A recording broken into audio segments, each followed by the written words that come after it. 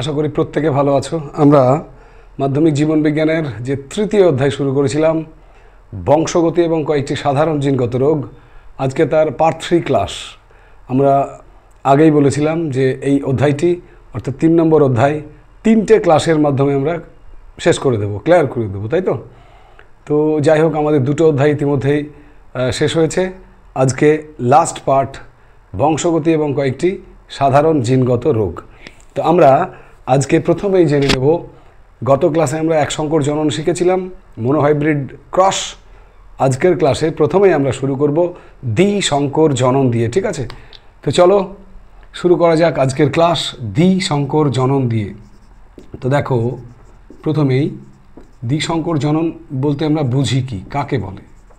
দ্বিসংকর জনন হচ্ছে যে দুই জোড়া বিপরীত বৈশিষ্ট্য সম্পন্ন একই প্রজাতিভুক্ত দুটো ভিন্নধর্মী জীবের মধ্যে যে সংকরায়ন হয় তাকে আমরা বলবো দ্বিসংকর জনন। দ্বি মানে কি? দ্বি মানে দুই। দুই হচ্ছে দুই জোড়া বিপরীত বৈশিষ্ট্য। কি সেই বিপরীত বৈশিষ্ট্য? মটর গাছের ক্ষেত্রে দুই জোড়া, গিনিপিগের ক্ষেত্রে দুই জোড়া। কি হতে চলেছে আমরা একটু পরেই জেনে নেব। দ্বিসংকর জনন পরীক্ষা, ঠিক আছে? তো চলো আরও একবার দেখে নেওয়া যাক দ্বিসংকর জনন সংজ্ঞাটি।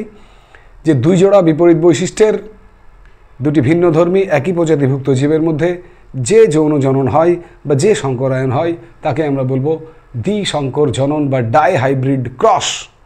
এখন পরীক্ষায় একটি প্রশ্ন আসে তোমাদের, যে দ্বিসংকর জনন কাকে বলে? বিজ্ঞানী মেন্ডেলের মটর গাছের দ্বিসংকর জনন পরীক্ষাটি চেকার বোর্ডের সাহায্যে বর্ণনা করো, ঠিক আছে? তো আমরা সংজ্ঞাটি তো জেনে নিলাম যে দ্বিসংকর জনন কাকে বলে। এবারে চলো দেখে নেওয়া যাক মটর গাছের দ্বিসংকর জনন। দেখো, বিজ্ঞানী মেন্ডেল তার মটর গাছের দ্বিসংকর জনন পরীক্ষার জন্য যে দুটো বিপরীত বৈশিষ্ট্য নিয়েছিলেন এক জোড়া, সেই এক জোড়া মটর গাছ ছিল একটা বিশুদ্ধ, ভালো করে বুঝে নেবে এই জায়গাটা, এক সংকরের চেয়ে কিন্তু একটু কঠিন হবে, বুঝে নিলেই সহজ। বিশুদ্ধ হলুদ ও গোল, হলুদ ও গোল, তার সঙ্গে তিনি ক্রস করেছিলেন বিশুদ্ধ সবুজ ও কুঞ্চিত, সবুজ ও কুঞ্চিত। লক্ষ্য করে দেখো, আচ্ছা এইগুলো কি? পিজনু, চনিত্রী জনু, তাই তো? এই যে বিশুদ্ধ হলুদ গোল, হলুদটা কি? বর্ণ।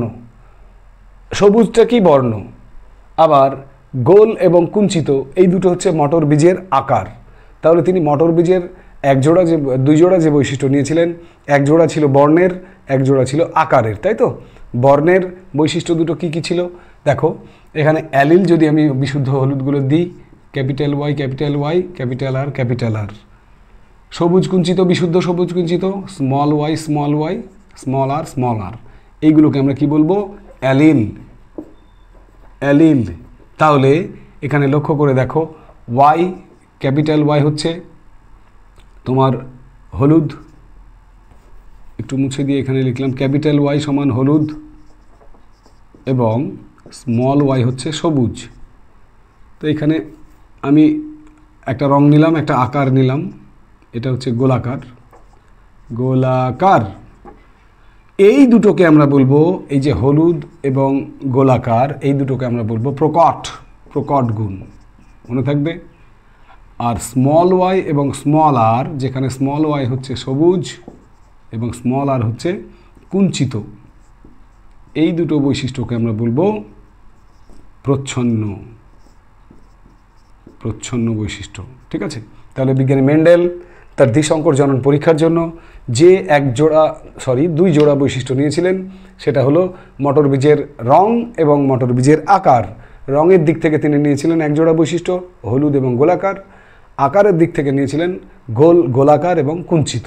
তাহলে টোটাল দুই জোড়া কি কি বৈশিষ্ট্য হলো না, একটি বিশুদ্ধ হলুদ গোলাকার মটর বীজের সঙ্গে একটি বিশুদ্ধ সবুজ কুঞ্চিত মটর বীজের প্রথমে কি ইতর পরাগযোগ ঘটালেন। সবসময় দুটো স্টেপে মনে রেখো, প্রথম ধাপে কিন্তু ইতর পরাগযোগ, পরের ধাপে স্বপরাগযোগ, ঠিক আছে? তো এখানে এদের মধ্যে যে গ্যামেট উৎপন্ন হয় সেটা হচ্ছে ওয়াই আর, ওয়াই আর। এগুলো কি? গ্যামেট। এই গ্যামেটগুলো পরস্পর মিলিত হয়ে কিভাবে ইতর পরাগযোগ তৈরি হলো ওয়াই ওয়াই আর আর। লক্ষ্য করে দেখো, capital Y small y, capital R small r, এগুলো সব দেখতে হচ্ছে শঙ্কর হলুদ গোল। হলুদ গোল হবে কিন্তু সেটা শঙ্কর হবে, শঙ্কর হলুদ ও গোলাকার। গোলাকারকে আমরা গোল হিসেবেই লিখবো, ঠিক আছে। এইটা হয়ে গেল তোমার F1 জনু, প্রথম অপত্য বংশ। তাহলে আমরা কি বলবো এতদূর পর্যন্ত? পরীক্ষাটি বিজ্ঞানী মেন্ডেল তার মটর গাছের দ্বিসংকর জনন পরীক্ষার জন্য একটি বিশুদ্ধ প্রলক্ষণযুক্ত হলুদ গোল মটর বীজের সঙ্গে একটি বিশুদ্ধ প্রলক্ষণযুক্ত সবুজ কুঞ্চিত মটর বীজের ইতর পরাগযোগ ঘটিয়েছিলেন। সেখানে তিনি কি লক্ষ্য করলেন? সেখানে লক্ষ্য করলেন প্রথম অপত্য বংশে উৎপন্ন সমস্ত মটর গাছগুলো হলুদ লম্বা। কেমন হলুদ লম্বা? শঙ্কর হলুদ লম্বা। অর্থাৎ এক্ষেত্রে হলুদ ও লম্বা, হলুদ লম্বা না, হলুদ গোলাকার। এই হলুদ ও গোলাকার গুণটি এখানে লেখাই আছে, দেখো, হলুদ গোলাকার প্রকট গুণ। এই প্রকট গুণ বলে এরা F1 জনুতে প্রকাশিত হয়েছে। এবারে তিনি এই হলুদ গোলাকার মটর বীজগুলো নিয়ে যখন F2 জনু তৈরি করলেন, অর্থাৎ দ্বিতীয় অপত্য বংশ তৈরি করলেন, তখন দেখো এখানে যদি আমি দুটো এরকম ওয়াই ওয়াই আর আর নেই, তাহলে সেখান থেকে সম্ভাব্য 4 রকমের গ্যামেট তুমি পেতে পারো। সেই গ্যামেটগুলো কি কি? Capital Y capital R, capital Y small r, small y capital R, অথবা স্মল ওয়াই স্মল আর। এই 4 ধরনের গ্যামেট কিন্তু তুমি পেতে পারো। এবং এই গ্যামেটগুলো নিয়ে আমি যদি চেকার বোর্ড তৈরি করি, তাহলেই দ্বিতীয় অপত্য বংশে কী ঘটনা ঘটবে সেগুলো তুমি দেখতে পাবে। দেখো দেখো একবার কি হয়। এই যে 4 রকমের গ্যামেট পেলাম, সেখান থেকে দ্বিতীয় অপত্য বংশটা কেমন হয় একটুখানি দেখে নাও। আমি মুছে দিলাম প্রথম অপত্য বংশটা। এবারে আমরা সোজা চলে যাব F2 জনুতে। সেখানে দেখো আমরা এখানে যদি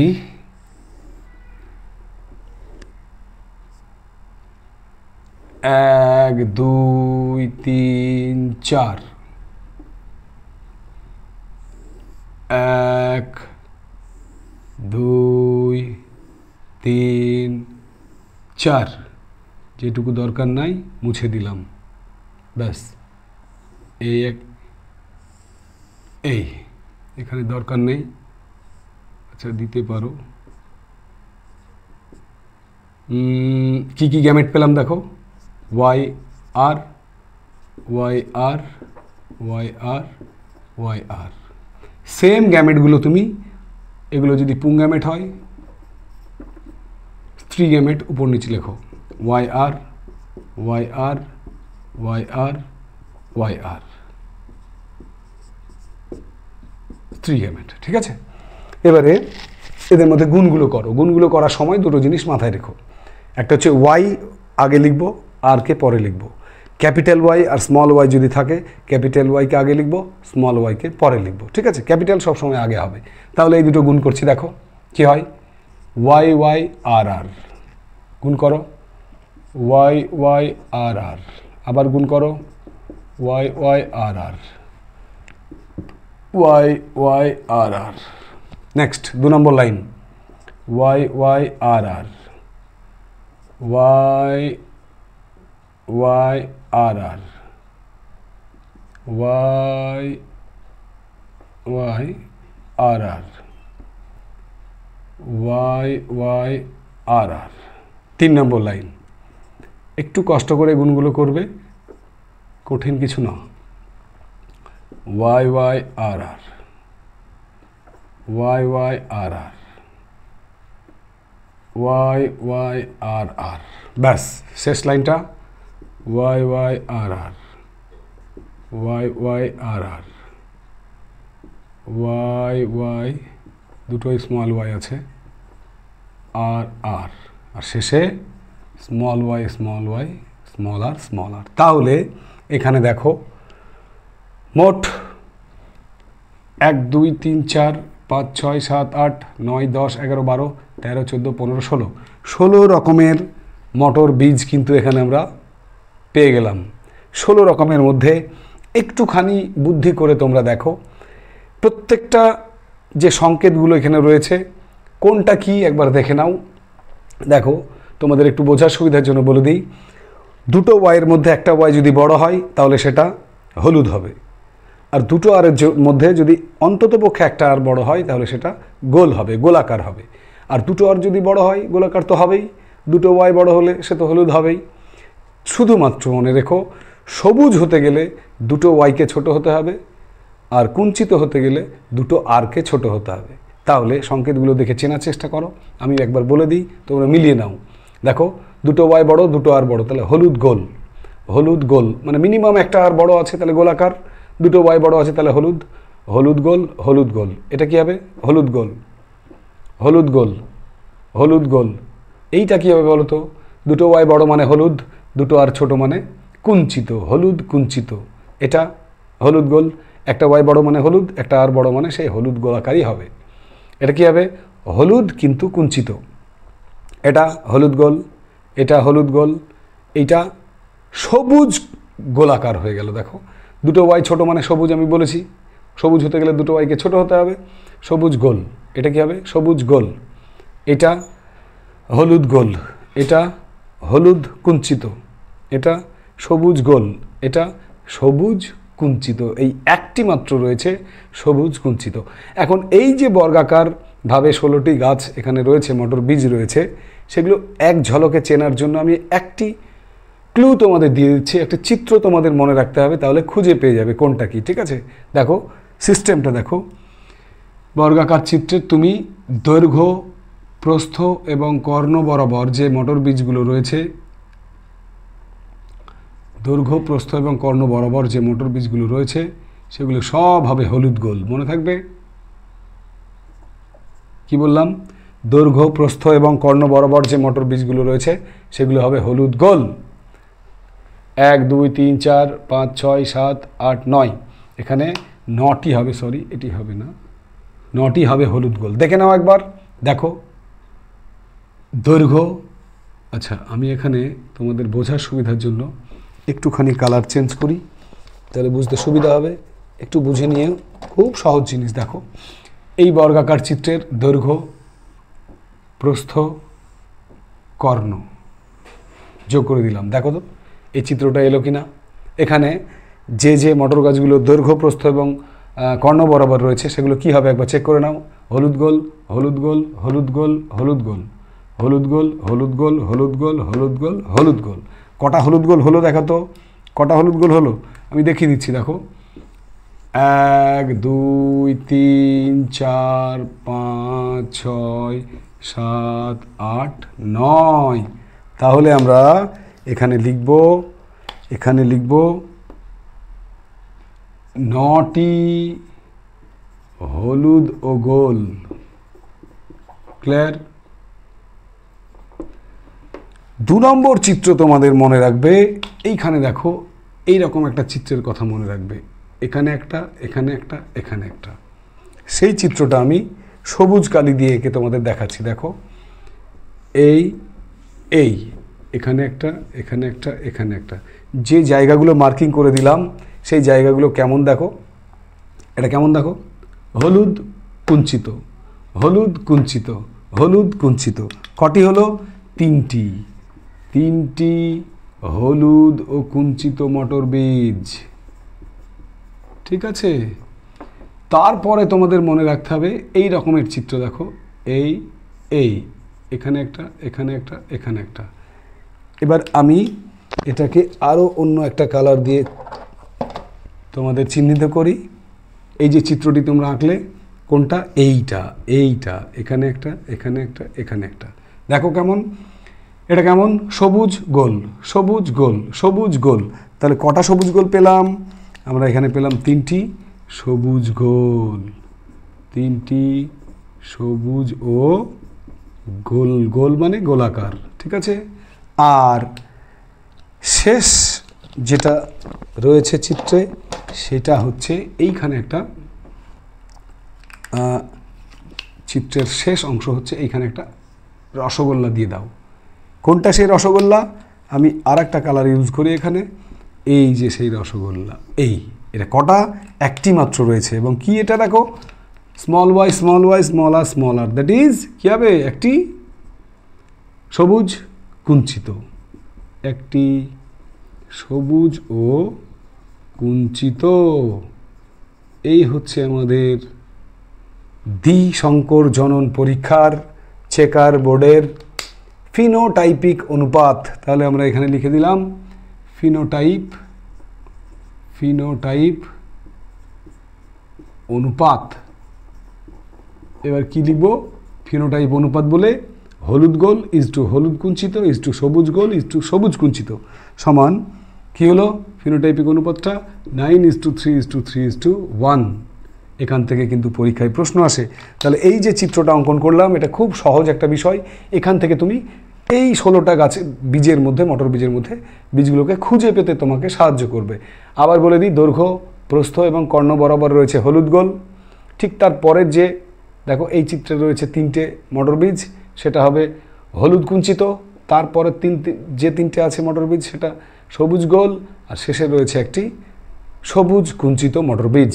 পরীক্ষায় যদি প্রশ্ন আসে যে মেন্ডেলের মটর গাছের দ্বিসংকর জনন পরীক্ষার ফিনোটাইপ অনুপাত 9:3:3:1 বলতে তুমি কি বোঝো, কী লিখবো আমরা, যে বিজ্ঞানী মেন্ডেল তার দ্বিসংকর জনন পরীক্ষায় একটি বিশুদ্ধ লম্বা মটর গাছ, বিশুদ্ধ হলুদ গোলাকার বীজযুক্ত মটর গাছের সঙ্গে একটি বিশুদ্ধ সবুজ কুঞ্চিত বীজযুক্ত মটর বীজের ইতর পরাগযোগ ঘটান এবং প্রথম অপত্য বংশে F1 জনুতে তিনি লক্ষ্য করেছিলেন উৎপন্ন মটর বীজগুলো সবই হচ্ছে সংকর হলুদ গোলাকার। এই সংকর হলুদ গোলাকার মটর বীজগুলো নিয়ে তিনি দ্বিতীয় অপত্য বংশ বা F2 জনু তৈরি করেছিলেন এবং সেই F2 জনুতে উৎপন্ন মটর গাছগুলোর 9 ভাগ হলুদ গোল, 3 ভাগ হলুদ কুঞ্চিত, 3 ভাগ সবুজ গোল, 1 ভাগ সবুজ কুঞ্চিত। এটাই হচ্ছে ফিনোটাইপিক অনুপাত 9:3:3:1 বলতে আমরা বুঝি। বোঝা গেল তো? বেশ, এই ছিল আমাদের বিজ্ঞানী মেন্ডেলের মটর গাছের দ্বিসংকর জনন। ঠিক সেম নিয়মে তোমরা বাড়িতে ওখানেই বিজ্ঞানী মেন্ডেলের তোমার গিনিপিগের যে দ্বিসংকর জনন পরীক্ষাটি রয়েছে, সেখানে 2 জোড়া বিপরীত বৈশিষ্ট্য নিয়েছে। একটি তোমার কালো, বিশুদ্ধ কালো এবং অমসৃণ বা কর্কশ, এবং একটি বিশুদ্ধ সাদা এবং মসৃণ। এই দুটো গিনিপিগের মধ্যে দ্বিসংকর জনন ঠিক সেম নিয়মে মটর গাছের মতো চেকার বোর্ড করে তোমরা বাড়িতে একটু প্র্যাকটিস করে নিও। ওকে, পারবে কিন্তু, ঠিক আছে? এবারে আমরা চলে যাব সোজা নেক্সট।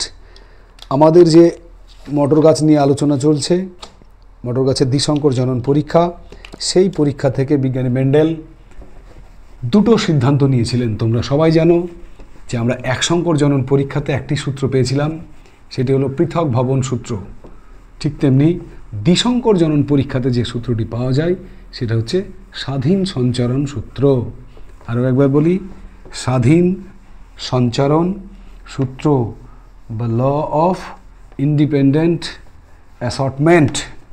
আমরা এবারে মেন্ডেলের দ্বিসংকর জনন পরীক্ষার যে সিদ্ধান্ত সেটি নিয়ে একটু আলোকপাত করি। সিদ্ধান্ত আর কিছুই না, এখানে একটি সূত্র আবিষ্কার হয়েছিল। সূত্রটির নাম স্বাধীন সঞ্চারণের সূত্র। স্বাধীন সঞ্চারণ সূত্র, এটাকে বলা হয় ল অফ ইন্ডিপেন্ডেন্ট অ্যাসর্টমেন্ট।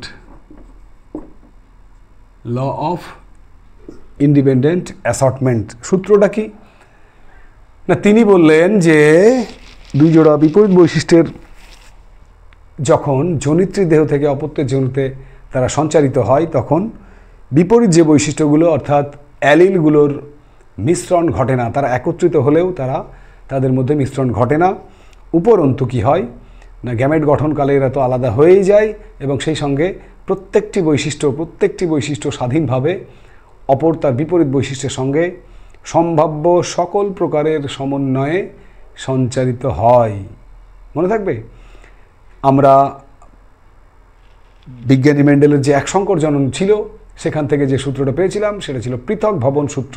সেই সূত্রটিতে কি বলেছিলাম যে জনিত্রীর দেহ থেকে যখন অপত্যর দেহে অ্যালিলগুলোর সঞ্চারণ ঘটে, তখন সেই অ্যালিলগুলো একত্রিত হলেও তারা মিশ্রিত হয় না, বরং গ্যামেট গঠনকালে তারা পৃথক হয়ে যায়। ঠিক সেখান থেকে আমরা দ্বিসংকর জনন পরীক্ষার যে সূত্র, স্বাধীন সঞ্চারণ সূত্র, সেটি আমরা বলতে পারবো যে মিশ্রিত হয় না, উপরন্তু তারা কি করে, প্রত্যেকটি বৈশিষ্ট্য স্বাধীনভাবে তার বিপরীত বৈশিষ্ট্যের সঙ্গে সম্ভাব্য সকল প্রকার সমন্বয়ে সঞ্চারিত হয়। এটাই হচ্ছে স্বাধীনভাবে সঞ্চারিত হয় বলেই একে আমরা ল অফ ইন্ডিপেন্ডেন্ট অ্যাসর্টমেন্ট বা স্বাধীন সঞ্চারণ সূত্র বলবো। ঠিক আছে, তাহলে প্রশ্ন আসতে পারে কিন্তু বিজ্ঞানী মেন্ডেলের দ্বিসংকর জনন পরীক্ষা থেকে কোন সূত্র আবিষ্কৃত হয়, সূত্রটি লেখো। উত্তর হচ্ছে স্বাধীন সঞ্চারণ সূত্র, the law of independent assortment. সূত্রটি পড়ে নেবে। ঠিক আছে, নেক্সট আমরা চলে যাব এবারে মানুষের লিঙ্গ নির্ধারণ পদ্ধতিতে চলে যাব। ঠিক আছে, চলো। মানুষের লিঙ্গ নির্ধারণ খুব ইন্টারেস্টিং চ্যাপ্টার, কিন্তু বংশগতি এবং কয়েকটি সাধারণ জিনগত রোগ পরীক্ষার জন্য একদম দারুণ একটা চ্যাপ্টার। খুব সহজেই নম্বর কিন্তু এখান থেকে পাওয়া যাবে। দেখো আমরা কি প্রথমে, এরপরে কি জানবো, মানুষের লিঙ্গ নির্ধারণ। মানুষের লিঙ্গ নির্ধারণ, যেটাকে আমরা বলবো determination of sex of man, determination of sex of man. তো যাই হোক, কীভাবে লিঙ্গ নির্ধারণ করব না, আমরা জানি মানুষের মোট ক্রোমোজোম সংখ্যা কত বলো তো, বলো। এর আগের চ্যাপ্টারে আমরা দেখেছি ক্রোমোজোম সংখ্যা 46টি, তাই তো। এই 46টির মধ্যে 22 জোড়া বা 22 জোড়া মানে কত, 44টি হচ্ছে অটোজোম। অটোজোম কোনগুলো না, যে সমস্ত ক্রোমোজোমগুলো আমাদের দেহজ বৈশিষ্ট্য নির্ধারণ করে তাদের আমরা বলি অটোজোম। বাকি রইল 1 জোড়া, সেই 1 জোড়া বা দুটি, এই দুটি কি করে, আমাদের লিঙ্গ নির্ধারণে সাহায্য করে, যেগুলোকে আমরা বলি sex chromosome. Sex chromosome, clear. মনে রেখো, পুরুষদের ক্ষেত্রে লিঙ্গ নির্ধারণকারী যে ক্রোমোজোমগুলো রয়েছে, পুরুষদের ক্ষেত্রে এগুলোকে আমরা XY প্রকৃতির, অর্থাৎ X এবং Y দ্বারা প্রকাশ করি, আর মহিলাদের ক্ষেত্রে এগুলোকে আমরা XX দ্বারা প্রকাশ করি। তো এই লিঙ্গ নির্ধারণ পদ্ধতিটা কি হয় দেখো না, লিঙ্গ নির্ধারণের ক্ষেত্রে পুরুষদের যে শুক্রাণু তৈরি হয়, সেই শুক্রাণু দুটি বা গ্যামেট দুটি, পুরুষদের শুক্রাণু দুটি সেম হয়, একই রকম, সরি আলাদা আলাদা হয়। দেখো শুক্রাণু দুটি কি হয়, ভিন্ন, একটা X প্রকৃতির, একটা Y প্রকৃতির। মহিলাদের ক্ষেত্রে কি হয়, মহিলাদের যে গ্যামেট বা ডিম্বাণু দুটি কি হয় না, সেম, দুটো একই রকম হয়, একই রকম, অর্থাৎ একটা X, একটা অপরটাও কিন্তু X।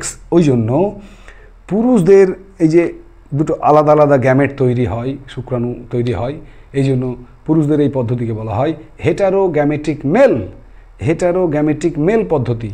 আর মহিলাদের ক্ষেত্রে এটাকে আমরা বলবো হোমোগ্যামেটিক মেল, ক্লিয়ার। তো আমরা কি করে মানুষের লিঙ্গ নির্ধারণটা হয় সেটা একবার দেখে নেব, যে মানুষের লিঙ্গ নির্ধারণ পদ্ধতি খুব সহজে একবার দেখে নাও।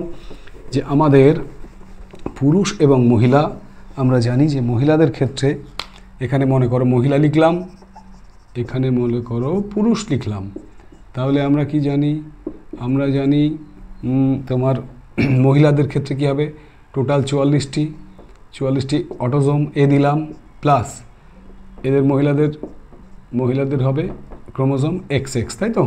পুরুষদের ক্ষেত্রে এদেরও 44টি অটোজোম, প্লাস এদের ক্ষেত্রে কিন্তু XY হয়ে যাবে, তাই তো।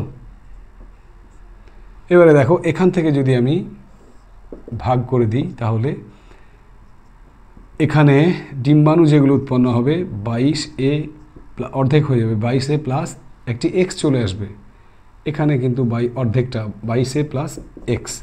যে দুটো ডিম্বাণু উৎপন্ন হলো দেখো, এগুলো ডিম্বাণু, এগুলো হচ্ছে ডিম্বাণু, দুটোই সেম, সম প্রকৃতির, ওই জন্যই মহিলাদের ক্ষেত্রে বলা হয় হোমোগ্যামেটিক মেল। পুরুষদের ক্ষেত্রে কি হবে দেখো, পুরুষদের ক্ষেত্রে 22A প্লাস X, এখানে 22A প্লাস Y। দেখো দুটো ভিন্ন ভিন্ন শুক্রাণু উৎপন্ন হলো, এদের গ্যামেট দুটো আলাদা আলাদা বলে এই পদ্ধতিকে বলা হয়, পুরুষদের পদ্ধতিকে বলা হয় হেটারোগ্যামেটিক মেল পদ্ধতি। ব্যাস, এবার এটার সঙ্গে এটা গুণ করো, এটার সঙ্গে এটা গুণ করো, কী হবে? 22 22 কত হবে? 22 আর 22 44A plus XX, 44A plus XX হয়ে গেল। এটার সঙ্গে এটা গুণ করো, কী হবে? 22 22 44A প্লাস XY, তাহলে নাম্বার 1 নাম্বার 2। বেশ, এবারে এটার সঙ্গে এটা গুণ করো, কী হবে? 44A plus XX number 3, number 4 কী হবে দেখো? এই তাহলে 44A প্লাস XY। এবার তোমরা জানো যে ক্ষেত্রে XX থাকবে সেটা কন্যা, এটা কি হয়ে গেল? কন্যা। এটা কি হবে? পুত্র। এটা কি হবে? কন্যা। এটা কি হবে? পুত্র। ওকে, এইভাবে মানুষের লিঙ্গ নির্ধারণ পদ্ধতি মহিলাদের ক্ষেত্রে পুরুষদের ক্ষেত্রে যেটাকে আমরা বলি হেটারোগ্যামেটিক মেল এবং মহিলাদের ক্ষেত্রে হোমোগ্যামেটিক মেল, এই পদ্ধতির মাধ্যমে লিঙ্গ নির্ধারণ হয়। এক্ষেত্রে একটি বিষয় বলে দিই, দেখো যে এই যে যদি পুরুষদের এক্স ক্রোমোজোমের সঙ্গে মহিলাদের এক্স ক্রোমোজোমের মিলন হয় তাহলে তৈরি হবে XX অর্থাৎ কন্যা। XX দেখো, এটা এগুলো কন্যা। আর পুরুষদের এই যে ওয়াই গ্যামেট যেটা, তার সঙ্গে যদি মহিলাদের এক্স গ্যামেট মিলিত হয় তাহলে তৈরি হবে পুত্র। এই যে XY এগুলো পুত্র। তাহলে সন্তান পুত্র হবে নাকি সন্তান কন্যা হবে সেটা নির্ভর করে কার উপরে? পুরুষের উপরে, পিতার উপরে। তাহলে আমাদের সব সময় মাথায় রাখতে হবে যে মাতৃগর্ভে থাকা কোনো সন্তান সে পুত্র হয়ে জন্মাবে না কন্যা হয়ে জন্মাবে, সেটার জন্য দায়ী কিন্তু মা নয়, সেটার জন্য দায়ী হচ্ছে বাবা। সুতরাং আমাদের যে আর্থসামাজিক কাঠামো, সেখানে সামাজিকভাবে আমরা মায়েদেরকেই দায়ী করি, তাই না? যে সমস্ত মায়ের দেখবে তোমার সন্তান যখন কন্যা হয়েই যায়, হয়তো 3টে বা ততোধিক মহিলা সন্তান মানে তোমার কন্যা সন্তান রয়েছে, সেক্ষেত্রে পারিবারিকভাবে তাকে কিন্তু দায়ী করা হয় মাকে। কিন্তু সব সময় মাথায় রাখবে সন্তান কন্যাই হোক আর পুত্রই হোক, তার জন্য দায়ী কিন্তু পিতা, মনে থাকবে। এবং এক্ষেত্রে একটি কথা বলতেই হয় যে এই 2025 সালে এসে কন্যা সন্তান এবং পুত্র সন্তানের বিভেদকারী মহামূর্খ ছাড়া আর কিছুই না। কারণ সন্তান যিনি দেন তিনি তো উপরে রয়েছেন, তাই না? সুতরাং পুত্র সন্তানই হোক কন্যা সন্তানই হোক, তাকে আদর্শ শিক্ষায় শিক্ষিত করে যখন মানুষের মতো মানুষ করা হয়, তখন কন্যা হলেও কিন্তু অনেক ক্ষেত্রেই দেখা যায় একজন পুত্রের চেয়ে একজন কন্যা সামাজিকভাবে তার পিতামাতাকে অনেক বেশি দেখতে পারে, তাই না? তো যাই হোক, সে বিষয়ে আলাদা। আমরা আবারও ফিরে আসবো আমাদের সাবজেক্টে, বংশগতি ও কয়েকটি সাধারণ জিনগত রোগ। এবারে জেনে নেব আমরা, বংশগতি তো শেষ হলো, এবারে আমরা জানবো রোগ সম্পর্কে। তো চলো, আমাদের যে বংশ পরম্পরায় কিছু কিছু রোগ জনিত্রীর দেহ থেকে অপত্য জীবের মধ্যে ছড়িয়ে যায়, তেমন কিছু জিনগত রোগ রয়েছে, জেনেটিক ডিজিজ আমাদের রয়েছে সিলেবাসে। সেই রোগগুলো খুব সংক্ষেপে আমরা জেনে নেব। প্রথমে আমরা জানবো সেটা হচ্ছে তাহলে রোগ আমাদের সিলেবাসে যেগুলো আছে, প্রথমে আমরা তাদের মধ্যে 1 নম্বর রোগ থ্যালাসেমিয়া।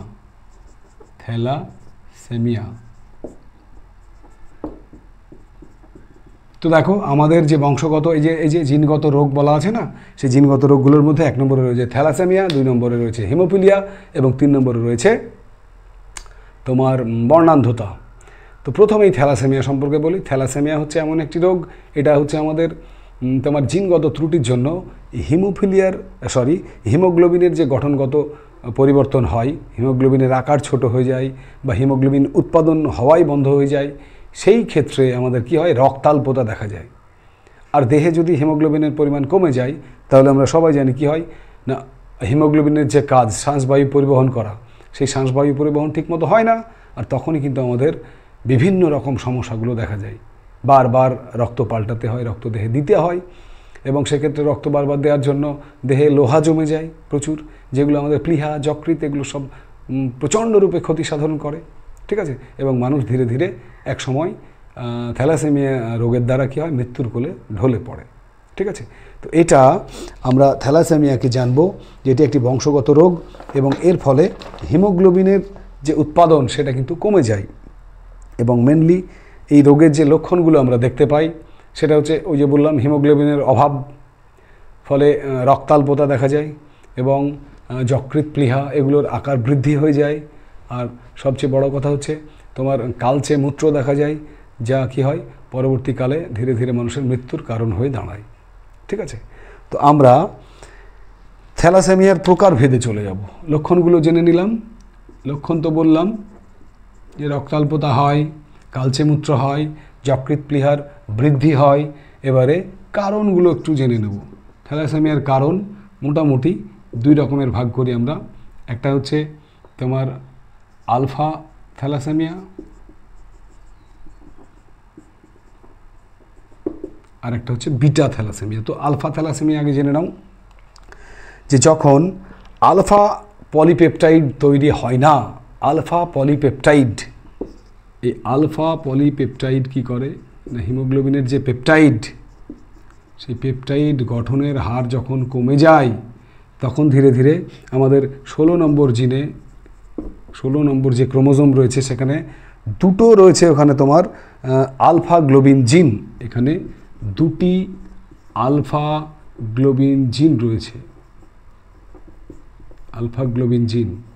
এই দুটো ধীরে ধীরে ধীরে এদের মধ্যে একটি যখন ক্ষয়প্রাপ্ত হয় তখন আংশিক রক্তাল্পতা দেখা যায়, যে রক্তাল্পতাটা তোমার আমরা বলি মাইনর থ্যালাসেমিয়া। আর যখন দুটোই ক্ষয়প্রাপ্ত হয়ে যায় তখন কি হয়, দুটো ক্ষয়প্রাপ্ত হলে তখন ভয়ানক রূপে কিন্তু রক্তাল্পতা দেখা যায় এবং সেই অবস্থায় কিন্তু মানুষের হিমোগ্লোবিন উৎপাদন একদমই হয় না বললেই চলে এবং তখন নানান রকম দেহে জটিলতা দেখা যায়, যে অবস্থাটাকে আমরা বলবো মেজর থ্যালাসেমিয়া। তাহলে আলফা পলিপেপটাইডের যে উৎপাদন হার কমে যাওয়া বা উৎপাদন বন্ধ হওয়া, যার জন্য কিন্তু পুরোপুরি এফেক্টটা গিয়ে পড়ে হিমোগ্লোবিনের উপর। এর ফলে যে দুই ধরনের থ্যালাসেমিয়া আমরা পেলাম, একটা হচ্ছে মাইনর যেটা অল্প রক্তাল্পতা দেখা যায় এবং একটি হচ্ছে মেজর থ্যালাসেমিয়া। মনে থাকবে মাইনর এবং মেজর, এ হচ্ছে তোমার আলফা থ্যালাসেমিয়া। আর 2 নম্বরে আমরা জেনে নেব বিটা থ্যালাসেমিয়া। বিটা থ্যালাসেমিয়া এটা কি? এটা বিটা থ্যালাসেমিয়ার ক্ষেত্রে বিটা গ্লোবিন যে পলিপেপটাইড, সেই বিটা গ্লোবিন পলিপেপটাইডের উৎপাদনের হার যখন একটু একটু করে কমে যায়, তখন এই বিটা গ্লোবিন পলিপেপটাইডের উৎপাদন হার কমে গেলে আমাদের ওই রকম মাইনর থ্যালাসেমিয়া দেখা যায়, অল্প অল্প রক্তাল্পতার সৃষ্টি হয়। আর যখন সেটা পুরোপুরিভাবে বন্ধ হয়ে যায়, বিটা তোমার পলিপেপটাইড যেটা বিটা গ্লোবিন পলিপেপটাইড তার উৎপাদন যখন পুরোপুরি বন্ধ হয়ে যায়, তখনই আমাদের হয় মেজর থ্যালাসেমিয়া। তো মাইনর হোক বা মেজর দুটোই কিন্তু ভয়ানক।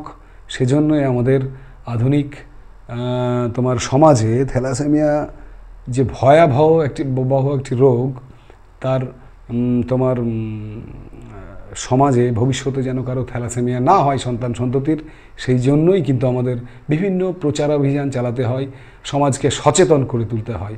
মনে রেখো, একজন পিতা এবং মাতা তারা হেটেরোজাইগাস অবস্থায় যদি থাকে, তাহলে তারা স্বাভাবিক হলেও, পিতা মাতা হেটেরোজাইগাস অবস্থায় স্বাভাবিক হলেও তাদের সন্তান কিন্তু থ্যালাসেমিয়া হতেই পারে। তাই আমরা শেষের দিকে একটু জেনে নেব জেনেটিক কাউন্সেলিং, তখন এ ব্যাপারে আর একটু ডিটেলস বলবো যে আমাদের বিবাহের পূর্বে জেনেটিক কাউন্সেলিংয়ের দরকার হয়, ঠিক আছে। নেক্সট আমরা চলে যাব আমাদের যে 2 নম্বর রোগ, সেটি হচ্ছে তোমার হিমোফিলিয়া।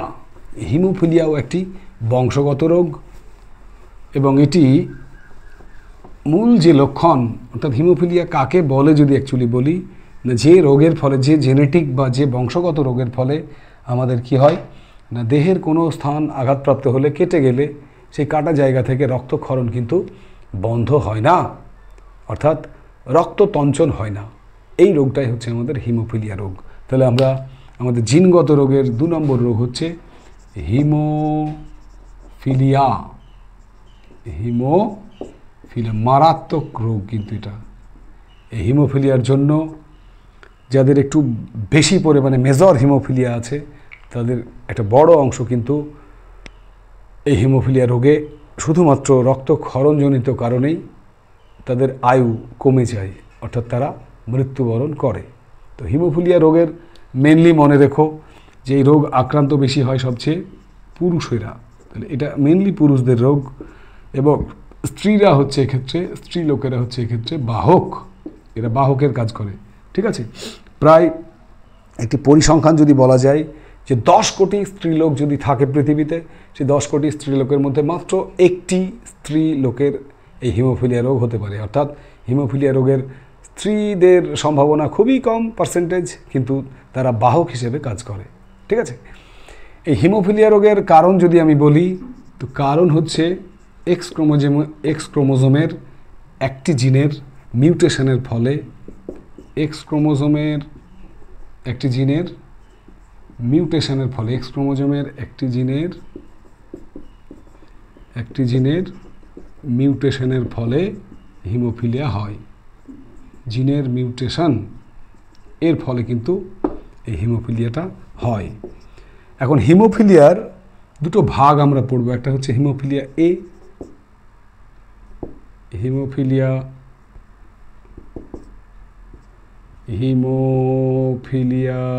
এ, আর হচ্ছে হিমোফিলিয়া বি।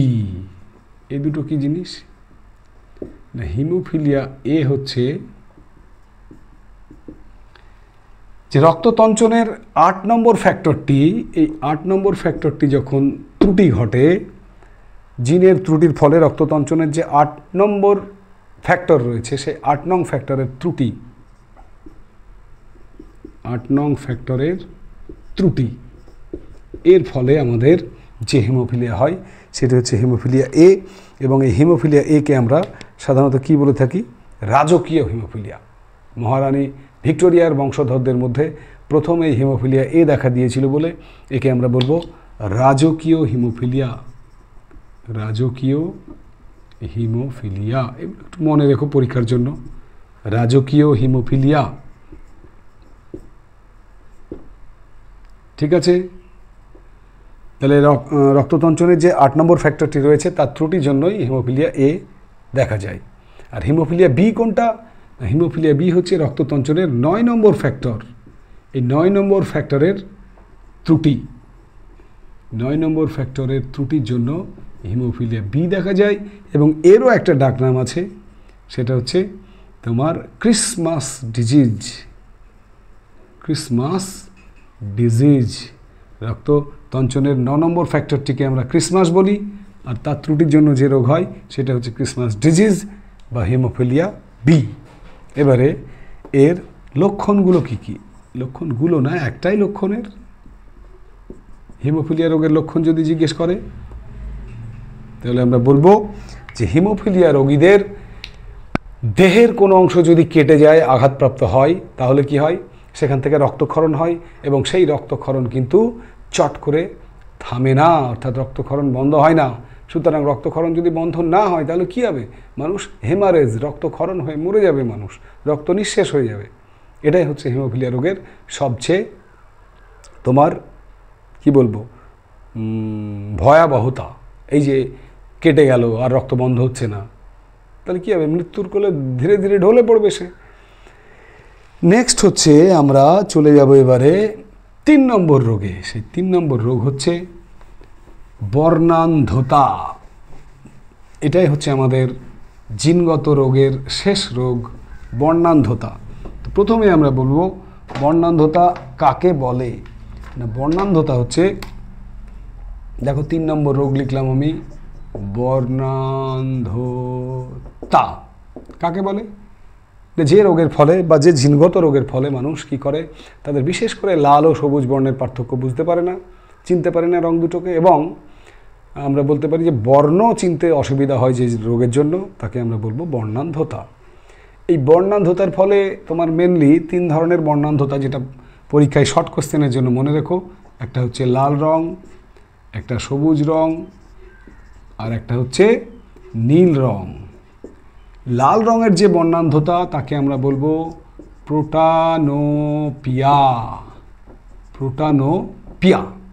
সবুজ রঙের বর্ণান্ধতাকে আমরা ডিউটেরানোপিয়া বলবো। ডিউটেরানোপিয়া। আর যদি নীল বর্ণের বর্ণান্ধতা কোনো ব্যক্তির থাকে তাহলে আমরা তাকে কি বলবো? তাকে বলবো ট্রাইটানোপিয়া। ট্রাইটানোপিয়া। এই তিনটের মধ্যে একটা কিন্তু শর্ট কোশ্চেন দিয়ে দেয়। যদি লাল রঙের বর্ণান্ধতা হয় প্রোটানোপিয়া, যদি সবুজ বর্ণের বর্ণান্ধতা হয় তাহলে তাকে বলা হয়, দেখো মনে রাখার জন্য তোমাদের, এই দেখো দেখো লাল রঙটি দেখতে পাচ্ছ, সবাই দেখতে পাচ্ছ, তার মানে তোমাদের প্রোটানোপিয়া নেই। ঠিক আছে, এবারে দেখো সবুজ রং, যারা আমার এই টিকটি সবুজ দিলাম, দেখতে পেয়েছো? যদি দেখতে পেয়ে থাকো তাহলে তোমার ডিউটেরানোপিয়া নেই, অর্থাৎ সবুজ বর্ণান্ধতা নেই। আর ট্রাইটানোপিয়া, আমি আরও একটি টিক দিলাম নীল বর্ণের, দেখতে পেয়েছো? তিনটে আলাদা আলাদা বর্ণকে স্পষ্টভাবে যারা এই ক্লাসে দেখতে পাচ্ছ তাদের জেনে নিও, প্রোটানোপিয়া, ডিউটেরানোপিয়া এবং ট্রাইটানোপিয়া কোনোটি নেই, অর্থাৎ লাল, সবুজ বা নীল বর্ণের বর্ণান্ধতা কারোরই নেই। এবং আমি প্রার্থনা করি বর্ণান্ধতা যেন কারো না থাকে। ঠিক আছে, মনে রেখো, খুব রিসেন্ট আমাদের যে ফেসবুকের কর্ণধার, কী নাম, জুকারবার্গ, তার কিন্তু রয়েছে বর্ণান্ধতা। ঠিক আছে, তো যাই হোক, আমরা এবারে চলে যাব বর্ণান্ধতার কারণ। বর্ণান্ধতার কারণ তোমরা জানো যে বর্ণান্ধতার কারণ হচ্ছে এক্স ক্রোমোজোমে অবস্থিত একটি জিনের মিউটেশন। ঠিক যেমন আমরা পড়েছিলাম হিমোফিলিয়া রোগে, তো এখানে বর্ণান্ধতার কারণ লিখতে চাইলেও সেই সেম কারণ, এক্স ক্রোমোজোমে অবস্থিত একটি জিনের মিউটেশন। মনে থাকবে, এক্স ক্রোমোজোমে অবস্থিত একটি জিনের মিউটেশনই হচ্ছে বর্ণান্ধতার কারণ। আর এর লক্ষণ তো বললাম, লক্ষণ বলা হয়েছে আমাদের যে লাল, সবুজ, নীল ইত্যাদি বর্ণগুলোকে আমাদের চিনতে অসুবিধা হয় হচ্ছে বর্ণান্ধতার লক্ষণ। ঠিক আছে, তো এই হচ্ছে আমাদের বংশগত বলো বা জিনগত বলো, জেনেটিক ডিজিজ তিনটে আমাদের সিলেবাসে ছিল। একটি থ্যালাসেমিয়া, নাম্বার 2 হিমোফিলিয়া, নাম্বার 3 বর্ণান্ধতা। তিনটের কারণ, লক্ষণ একটু করে পড়ে রেখো। আজকের ক্লাসের পর বইটাকে একটু খুলে সেখান থেকে একটু তৈরি করে রেখো। আমি আশা করি এখান থেকে যে প্রশ্নই আসুক না কেন সেগুলো তোমরা পেরে যাবে। এবং অবশ্যই আজকের ক্লাসের পরে আমার ডেসক্রিপশানে আজকের এই বংশগতি এবং কয়েকটি সাধারণ জিনগত রোগের যে প্রশ্নগুলো হবে সেগুলো দিয়ে দেওয়া হবে, সেখান থেকে ডাউনলোড করে সমস্ত প্রশ্নের উত্তরগুলো করবে এবং যে প্রশ্নের সমস্যা হবে কমেন্টে জানিয়ে দিও, আমি অবশ্যই উত্তর করে দেবো। ঠিক আছে, তো চলো আমরা একদম শেষের দিকে চলে এসেছি। আমরা এবারে চলে যাব জেনেটিক কাউন্সেলিং, থ্যালাসেমিয়া রোগ প্রতিরোধে জেনেটিক কাউন্সেলিং, এবং পরিশেষে আজকের ক্লাসের বংশগতির আজকের এই ক্লাসের সবচেয়ে যেটি আকর্ষণ সেটি হলো রোগ সংক্রান্ত যে সমস্ত প্রশ্নগুলো মাধ্যমিকে আসে।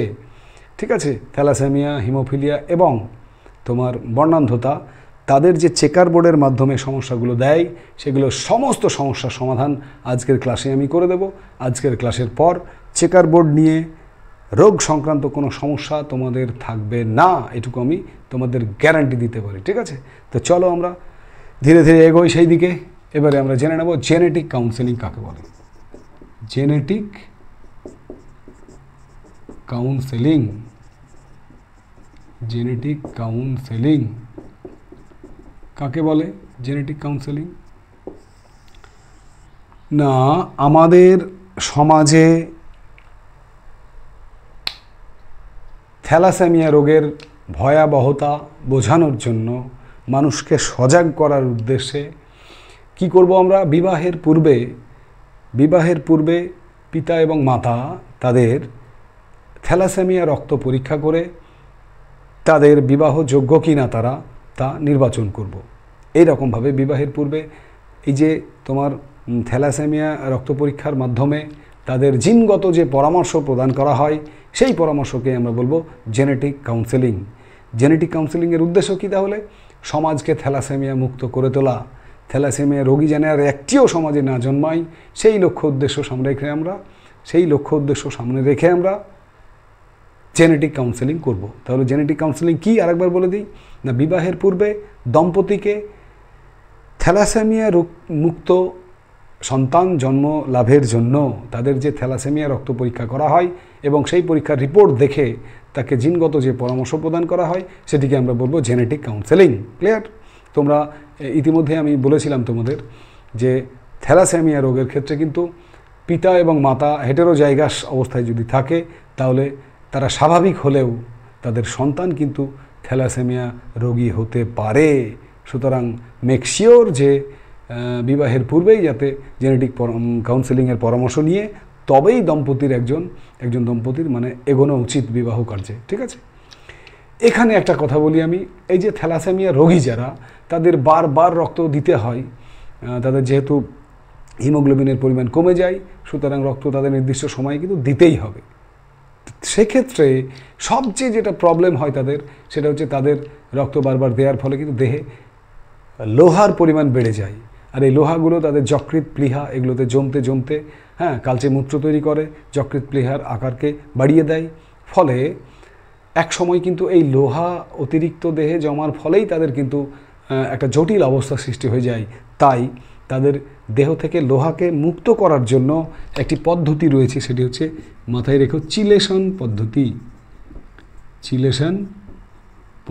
এই চিলেশন পদ্ধতির মাধ্যমে কি হয় না অতিরিক্ত যে লোহা সেটাকে দেহ থেকে বার করে দেয়। তাহলে এই জেনেটিক কাউন্সেলিং অর্থাৎ জিনগত পরামর্শ প্রদান, চিলেশন পদ্ধতি এগুলোর মাধ্যমে একসময় আমরা সমাজকে থ্যালাসেমিয়া মুক্ত করে তুলতে পারবো।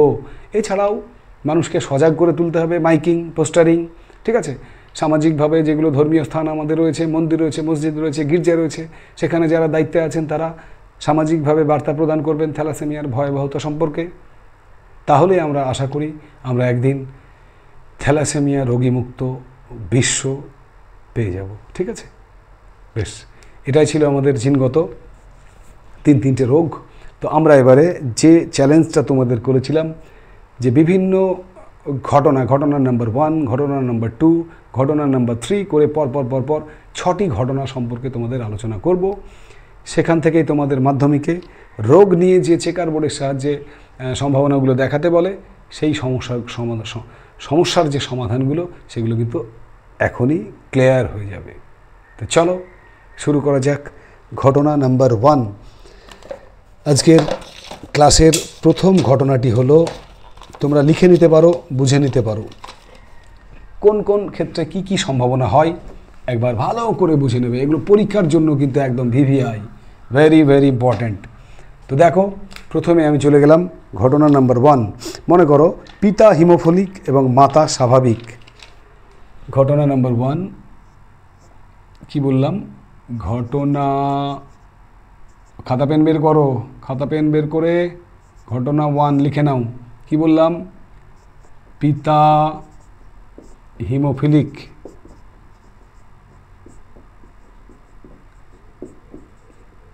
আর মাতা স্বাভাবিক।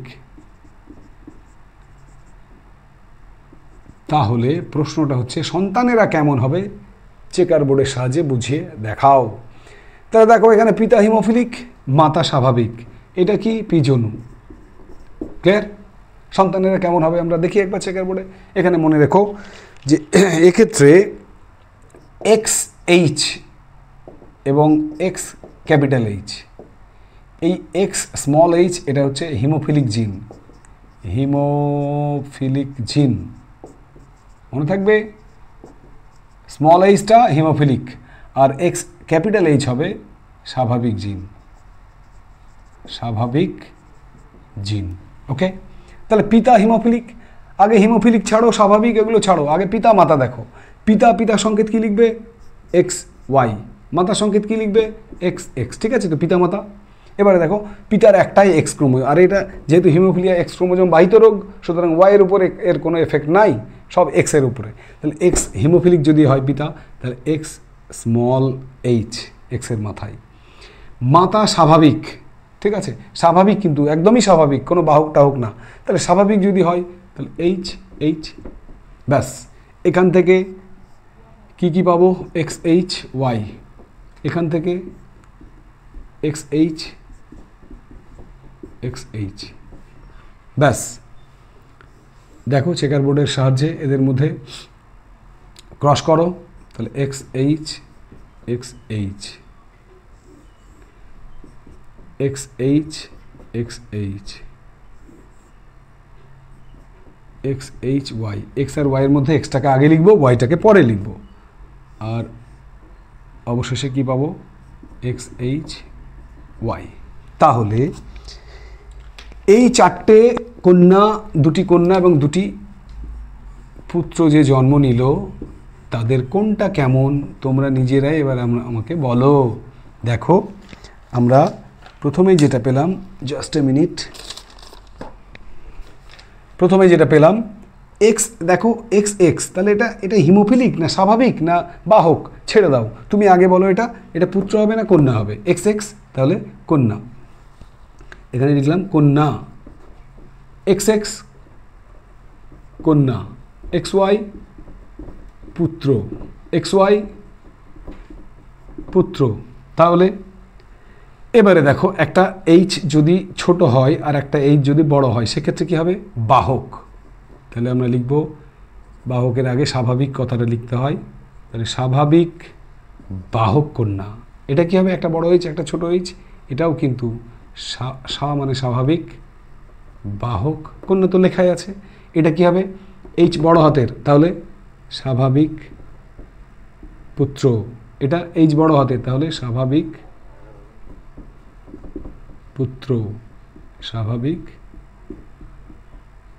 পুত্র। তাহলে কি হলো? পিতা যদি হিমোফিলিক হয়, মাতা যদি স্বাভাবিক হয়, তাহলে রেজাল্টটা কি পেলাম? দেখো কন্যা যে দুটো আছে সেই কন্যা দুটো স্বাভাবিক বাহক কন্যা হবে, আর পুত্র দুটো কিন্তু পুরোপুরি ওরা স্বাভাবিক হবে। এই হচ্ছে ঘটনা নাম্বার 1। ঠিক আছে, টুকে নিও। অঙ্ক কিন্তু পরীক্ষা একদম অঙ্কের মতো জিনিস, পরীক্ষায় কিন্তু আসতে পারে। পরীক্ষায় প্রশ্নটা কী দেবে? একটি হিমোফিলিক পিতা এবং একটি স্বাভাবিক মাতা, তাদের মধ্যে যদি তোমার মিলন হয়, তাহলে যে সন্তান উৎপন্ন হয় তারা কেমন হবে? ঠিক আছে, এই কেমনের উত্তর হচ্ছে তাদের কন্যা দুটো স্বাভাবিক বাহক হবে এবং তোমার পুত্র দুটি কী হবে?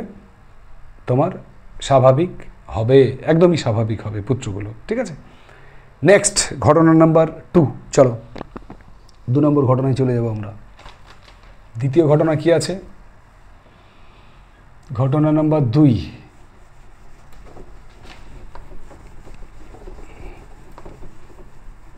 ঘটনা নাম্বার 2-এ আমরা আলোচনা করব।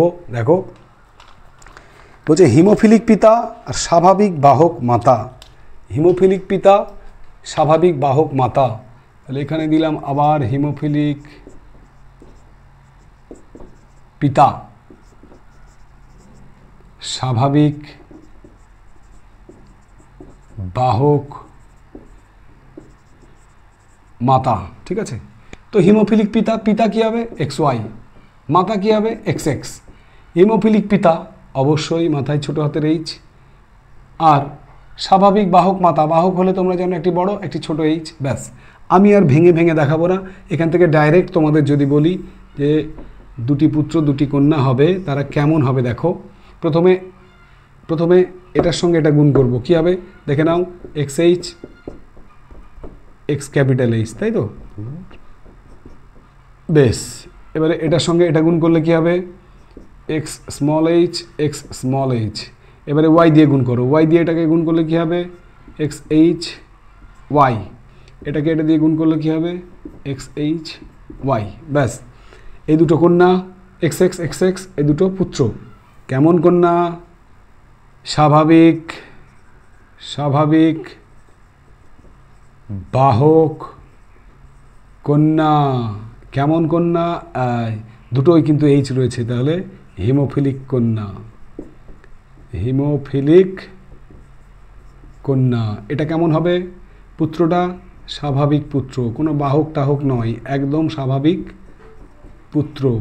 এটা কি হবে? হিমোফিলিক পুত্র। হিমোফিলিক পুত্র। তাহলে ব্যাপারটা কি দাঁড়ালো? ছেলে দুটো দেখো স্বাভাবিক হতে পারে, হিমোফিলিক হতে পারে, মানে 50%। আমরা বলতে পারি 50% পুত্র স্বাভাবিক, 50% পুত্র হিমোফিলিক।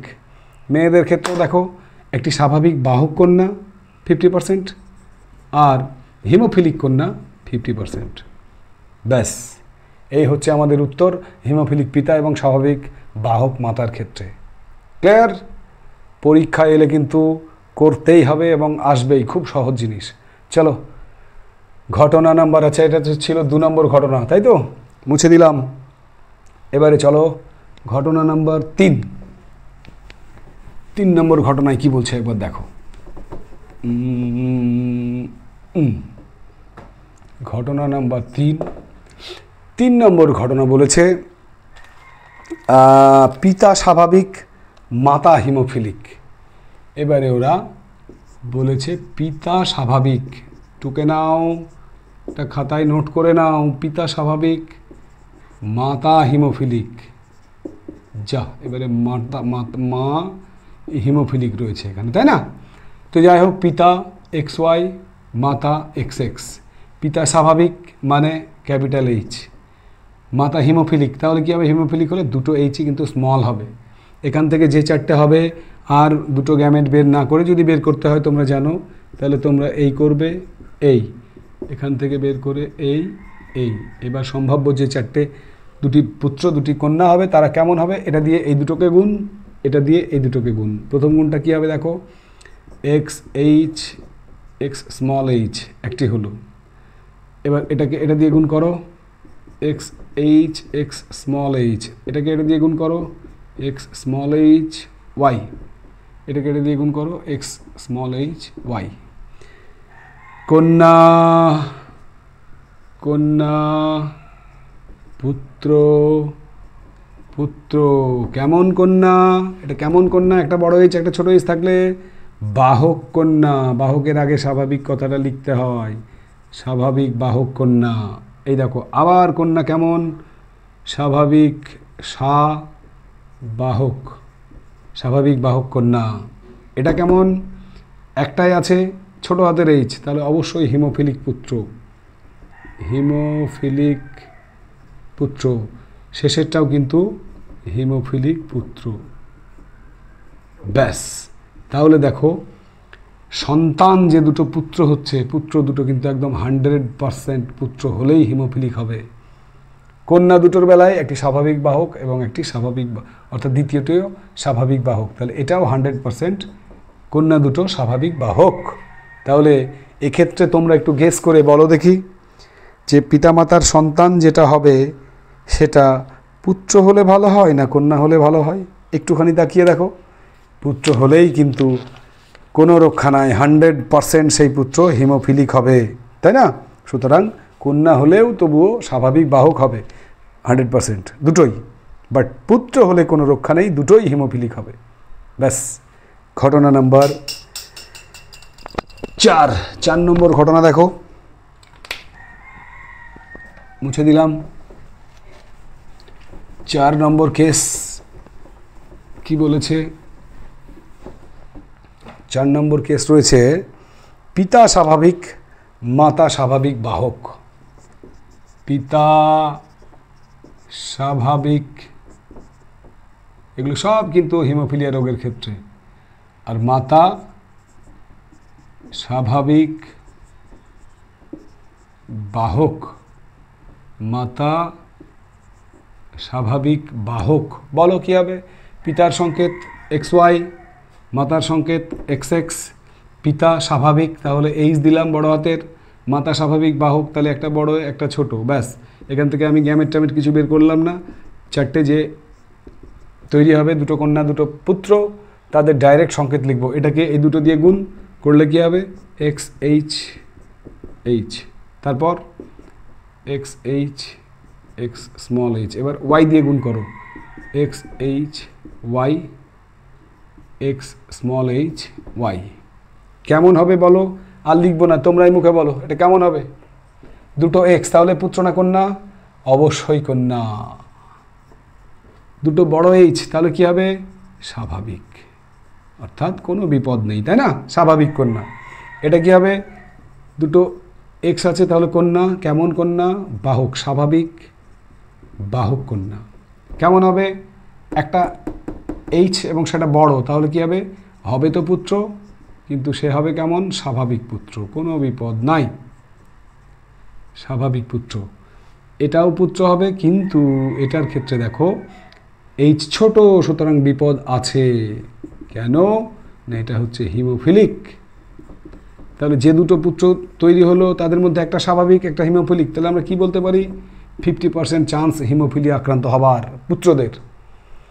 কন্যাদের ক্ষেত্রে কিন্তু দুটোই স্বাভাবিক, একটা স্বাভাবিক কন্যা, একটা স্বাভাবিক বাহক, তাহলে এদের ক্ষেত্রে কিন্তু কোনো বিপদ নেই। ব্যাস, এই হচ্ছে আমাদের ঘটনা নাম্বার 4। এবারে আমরা চলে যাব, হিমোফিলিয়া নিয়ে অনেকগুলো ঘটনা আমরা দেখলাম। এবারে ঘটনা নাম্বার 5 চলে যাব আমরা অন্য একটা রোগে, বর্ণান্ধতা। বর্ণান্ধতা সংক্রান্ত একটি গাণিতিক সমস্যা নিয়ে। এবারে ঘটনা নাম্বার 5, বিষয় খুব সহজ, একটুখানি বুঝে নিলেই কিন্তু ব্যাস মাধ্যমিকে অন্ততপক্ষে 2 খুব ইজিলি পেয়ে যাবে। ঠিক আছে, তো চলো 4 নম্বর ঘটনাটি একবার 5 নম্বর ঘটনাটি দেখে নেওয়া যাক। 5 নম্বর হচ্ছে যে পিতা বর্ণান্ধ। পিতা বলেছে পিতা বর্ণান্ধ, এবং মাতা কি বলেছে? মাতা স্বাভাবিক। তাহলে কেমন কি হবে? সন্তানেরা কেমন হবে? পিতা বর্ণান্ধ, মাতা স্বাভাবিক, তার সন্তানেরা কেমন হবে? দেখো, এক্ষেত্রে তোমাদের বলে রাখি যে এক্সসি এবং এক্সসি প্লাস, এক্সসি হচ্ছে আমাদের মনে রাখতে হবে যে বর্ণান্ধ জিন, এক্সসি হচ্ছে বর্ণান্ধ জিন, আর এক্সসি প্লাস হচ্ছে স্বাভাবিক জিন, স্বাভাবিক জিন। এটা একটু মাথায় রেখো তোমরা, ঠিক আছে? তাহলে পিতার সংকেত কী হবে? এক্স ওয়াই, মাতার সংকেত এক্স এক্স। পিতা বর্ণান্ধ যদি হয় তাহলে দেখতেই পাচ্ছ সি হবে, ঠিক আছে? মাতা স্বাভাবিক হলে সি প্লাস সি প্লাস। দেখো বুঝতে পারছো কি না? যদি বর্ণান্ধ হয় সেক্ষেত্রে আমরা এক্সের মাথায় সি লিখব, আর যদি স্বাভাবিক হয় তাহলে সি প্লাস লিখব। তাহলে এখান থেকে যে দুটো গ্যামেট তৈরি হবে, এক্সি ওয়াই, এক্সি প্লাস। এবারে দেখো এটার সঙ্গে এটা হলে কত হবে? এক্সি প্লাস, এটা গুণ করো, এক্সি, অর্থাৎ আমরা দেখিয়ে দিতে পারি এটা 1 2 3 4। 2 নম্বরে কী হবে? এটার সঙ্গে যদি এটা গুণ করি, এক্সি প্লাস ওয়াই দিয়ে গুণ করো, এক্সি প্লাস ওয়াই, এক্সি প্লাস ওয়াই। তাহলে এটা তো হবে কন্যা, দুটো এক্স আছে কন্যা, এক্স ওয়াই আছে পুত্র, এক্স ওয়াই আছে পুত্র। এবার কেমন হবে? একটা সি প্লাস, তাহলে বাহক, স্বাভাবিক বাহক কন্যা, সি প্লাস, স্বাভাবিক বাহক কন্যা, সি প্লাস মানে স্বাভাবিক, তাহলে স্বাভাবিক পুত্র, আর সি প্লাস মানে এটাও কিন্তু স্বাভাবিক পুত্র। তাহলে আমরা কি পেলাম? স্বাভাবিক বাহক কন্যা, তারপরেরটাও স্বাভাবিক বাহক কন্যা, তারপরে স্বাভাবিক পুত্র, তারপরে স্বাভাবিক পুত্র। অর্থাৎ কি আমরা বলতে পারি?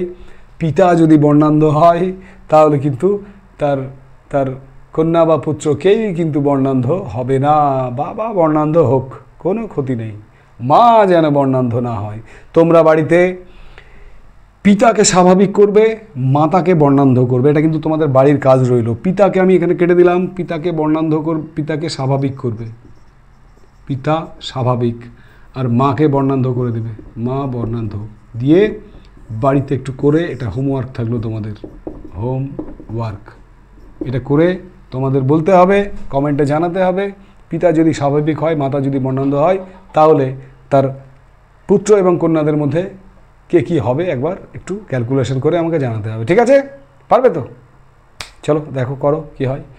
লাস্ট ঘটনা, আজকের ক্লাসের লাস্ট ঘটনা, একটা থ্যালাসেমিয়া রোগ নিয়ে আমি তোমাদের বলবো।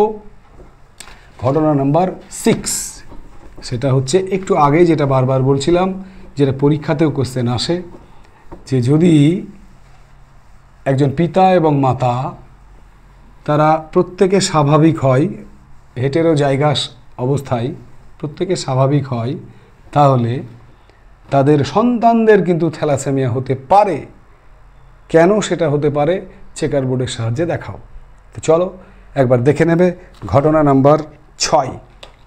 ঘটনা নাম্বার 6, প্রশ্নটা আরও একবার বলছি, শুনে নাও, মন দিয়ে শুনে নাও।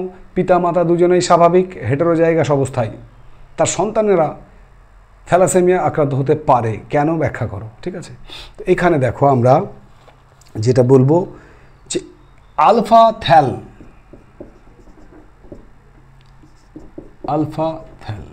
এটা প্লাস, এই যে আলফা থ্যাল প্লাস এটা হচ্ছে প্রকট জিন, থ্যালাসেমিয়ার ক্ষেত্রে প্রকট জিন, আর এটা হচ্ছে প্রচ্ছন্ন জিন, প্রচ্ছন্ন জিন।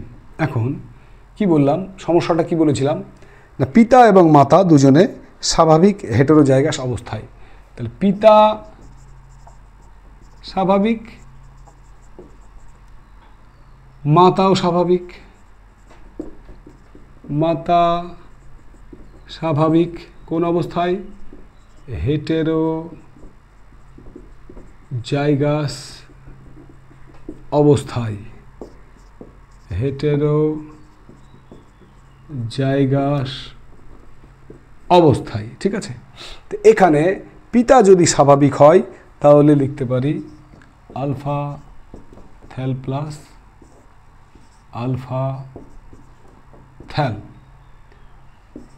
মাতাও তাই alpha thal plus alpha thal. এখান থেকে দেখো, এখান থেকে যে দুটো গ্যামেট বের হবে তারা কি লিখতে পারি, একটা alpha thal plus alpha thal. এখান থেকেও বার হবে ওপরেরটা আলফা, ওপরেরটা আগে লিখবো alpha thal plus alpha thal. এবারে যদি এদের আমরা চেকার বোর্ড করি, তো এখানে দেখো আলফা থ্যাল প্লাস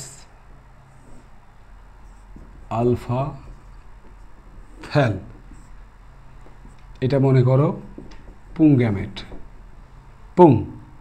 আর এই দিকে লিখছি আমি আলফা থ্যাল প্লাস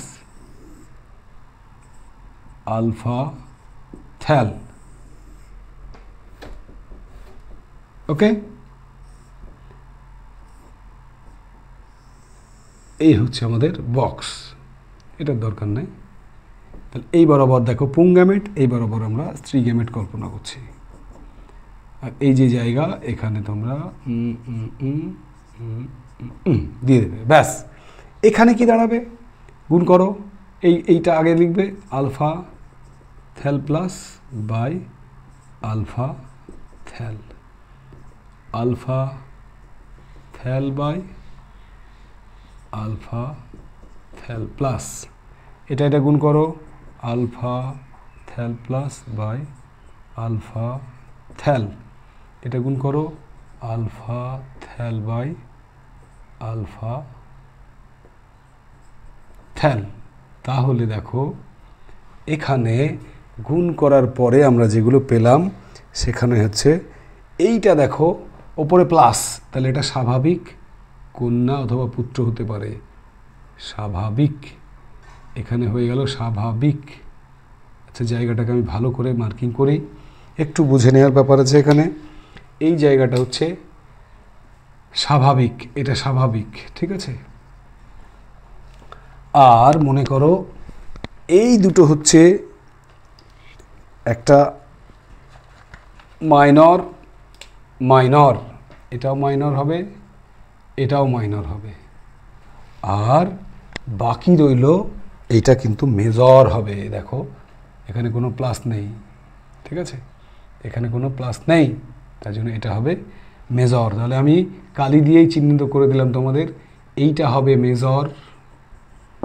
ওকে, গ্রিন কালি যেটা ছিল, আচ্ছা রেড কালি, রেডটা হবে স্বাভাবিক, এখানে লিখে দিই রেডটা হবে স্বাভাবিক। আর একটা ছিল তোমাদের গ্রিন, তাহলে গ্রিনটা হবে মাইনর। ব্যাস, তাহলে লক্ষ্য করে দেখো বোর্ডের দিকে, আমাদের পিতা স্বাভাবিক ছিল এবং মাতাও স্বাভাবিক ছিল হেটেরোজাইগাস অবস্থায়, কিন্তু তাদের সন্তান সন্ততিদের মধ্যে আমরা একটি পেয়ে গেলাম মেজর থ্যালাসেমিয়া, দুটি পেলাম মাইনর থ্যালাসেমিয়া, আর একটি পেলাম স্বাভাবিক থ্যালাসেমিয়া। তাহলে আমরা কি বলতে পারি, পিতা মাতা হেটেরোজাইগাস অবস্থায় যদি স্বাভাবিক থাকে তাহলে কিন্তু তাদের সন্তান সন্ততিরা থ্যালাসেমিয়া আক্রান্ত হতে পারে। পরীক্ষা এলে নিশ্চয় পারবো আমরা। একটি বিরাট অধ্যায়, অধ্যায় নাম্বার 3, বংশগতি এবং কয়েকটি সাধারণ জিনগত রোগ। 3 নম্বর অধ্যায় 3টে পার্টের মাধ্যমে আমরা শেষ করেছি। আমি আশা করি আজকের পর থেকে বংশগতি এবং এই রোগ নিয়ে কারো কোনো সমস্যা রোগ নিয়ে সমস্যা তো থাকবেই, কিন্তু জিনগত রোগের এই চ্যাপ্টার নিয়ে কারো সমস্যা থাকবে না। ঠিক আছে? তো যাই হোক, মন দিয়ে ভালো করে বাড়িতে পড়াশোনা করো। যদি কোনো সমস্যা হয় কমেন্টে জানিও। ঠিক আছে? আর এখন গরমের ছুটি চলছে তোমাদের স্কুলগুলোতে, সুতরাং এই সময়গুলোতে একটু শরীরকে বাঁচিয়ে বেশি বেশি করে পড়ে একটু এগিয়ে যাওয়ার চেষ্টা করবে, কারণ সেকেন্ড টার্ম হয়ে যাওয়ার পরেই কিন্তু আমাদের সেই মিশন 2026-এর যে প্রথম গেট, যেটাকে আমরা বলি মাধ্যমিক টেস্ট, সেই টেস্ট পরীক্ষা কিন্তু দিন দিন এগিয়ে আসছে আমাদের, তাই তো? তো চলো, ততক্ষণ পর্যন্ত প্রত্যেকে ভালো থেকো। টাটা।